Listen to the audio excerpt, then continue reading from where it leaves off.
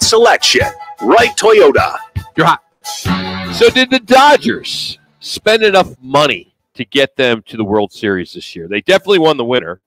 They have big signings, Ohtani, Glasnow, and others, but that's not a guarantee. Just ask the New York Mets, Chris Schubert, who splurged for $374 million in payroll last year. That was the highest in Major League Baseball history, and it did not work.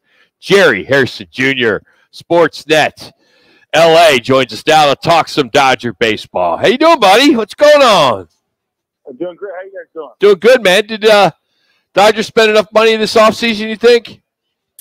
Well, you guys, it's not my money. It's not my money. So, obviously, the Dodgers said they were going to be aggressive. I think that counts as being aggressive, making sure they go out there and get quality talent. But listen, make no mistake about it, guys. The Dodger front office, ownership, they're extremely intelligent. If they're paying guys that type of money, they know they're going to be making it and then some, in the next 10, 15, 20 years. So it takes a lot of money to get talent like Yamamoto and Ohtani and Glasnow. And the Dodgers definitely put themselves in position to at least be competing for championships, not just this year, but for years to come. Jared, did I read that Ohtani might have taken rumor had he was going to take BP this afternoon with that elbow? Did that come to fruition? There, actually, today I did see him take BP. He looks incredible. I mean, he is so further along in his rehab than I thought he would be. He looks like he should be ready for opening day. He's all smiles. He's really taking healthy cuts. I saw him take about balls leave the yard, so he looks pretty healthy to me.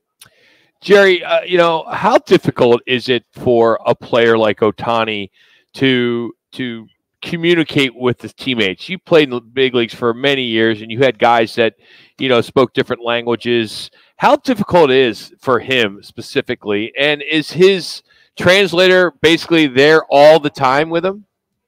His translator is there. Basically, his right-hand man. I think, if you look back and see Ohtani's MVP speech, he did the speech in English. He's worked extremely hard the last year or so on his English to be able to not just with the media, but more importantly with his teammates. I hear nothing but great things come out of the spring training camp. That he's a very talkative, outgoing with his teammates. I know they went to an event last night somewhere in the Phoenix area. They had I guess chicken wing eating contest or something like that. And Ohtani did not win, but I heard Yamamoto's interpreter won. So there was a lot of guys involved, players, coaches, interpreters, and it was Yamamoto's interpreter ended up winning the hot wings contest last night. Well, speaking of Yamamoto, here's a guy that's coming over from Japan and basically on a 6-day schedule. And you got number 2 or number 3 guy right now. How are they looking to coordinate every 5th day with him, or will they stick with his every 6th day like he's accustomed to? That's a great question. And you're right. The guys that are coming from Japan, and Ohtani had to get used to this program. Guys over there in Japan pitch once a week. Obviously, at the big leagues, it's different. It's every 5th day they take the ball, and it is an adjustment. But I expect him to make that adjustment. Also, the ball's a little different.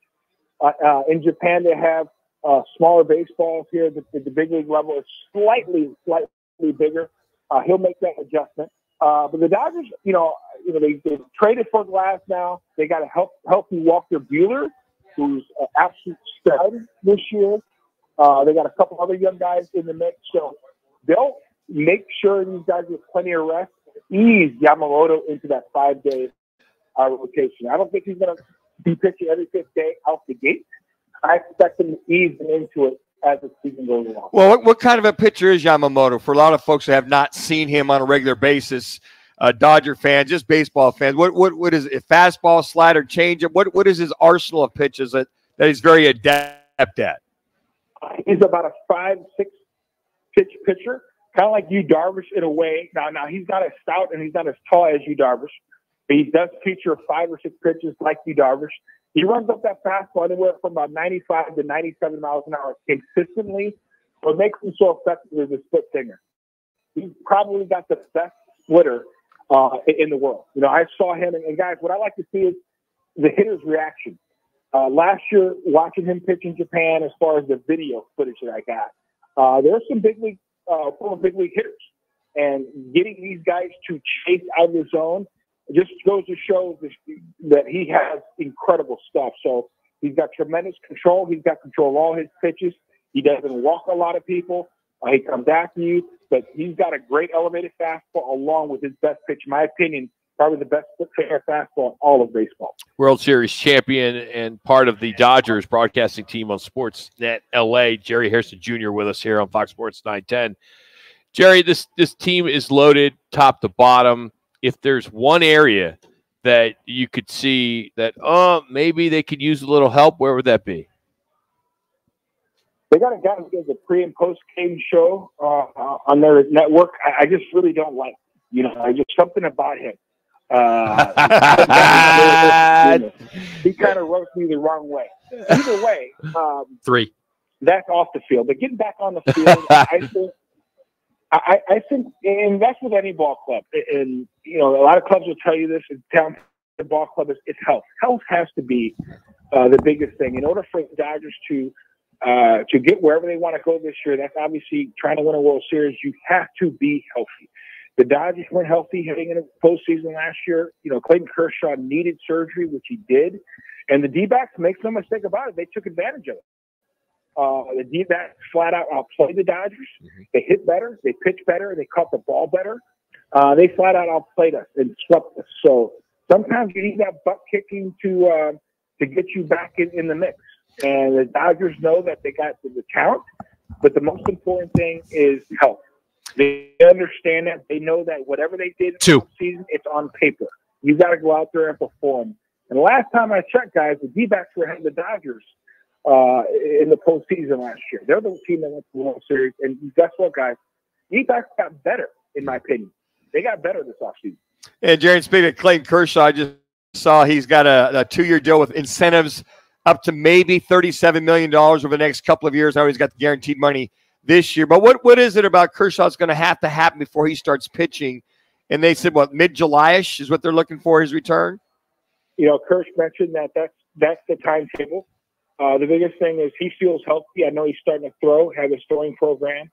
But it's nothing like, obviously, throwing off a mound, throwing against competitive big league hitters. So they're going to ramp him up sometime in June.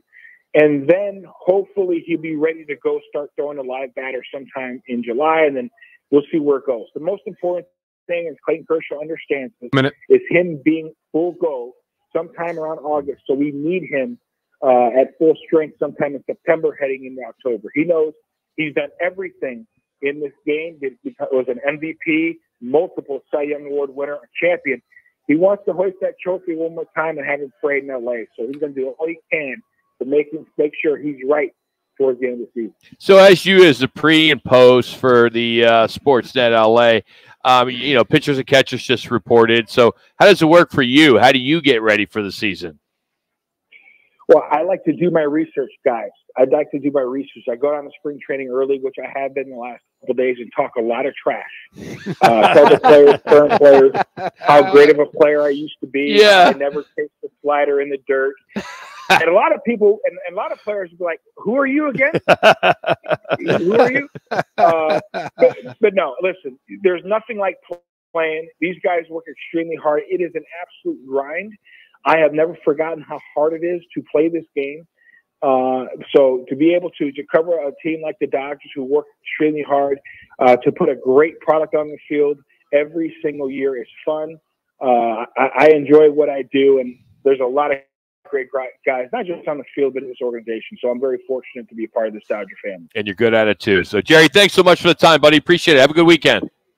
Anytime, guys. Jerry Hairston Jr. joining us here, as you just heard, as part of Sportsnet LA. You can follow him on Twitter. He does a lot of Twitter or X, The Real J Hair. The Real J Hair is what his handle is on X. So check it out. Coming up, we'll tell you what's on to get into, and we'll give you the results of our State 48 Roofing It's Your Call question of the day. It's Rocco Minucci out here at Wright Toyota here on Fox Sports 910. Check this out. This is The Herd. You're excited.